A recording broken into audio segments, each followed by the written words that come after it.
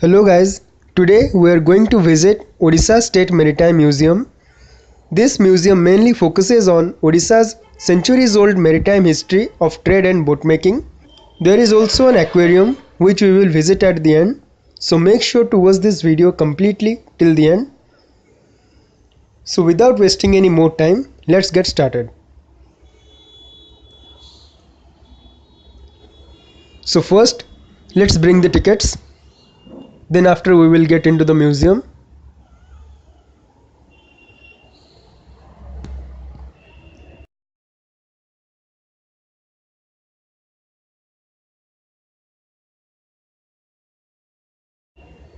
So here you can see the ticket.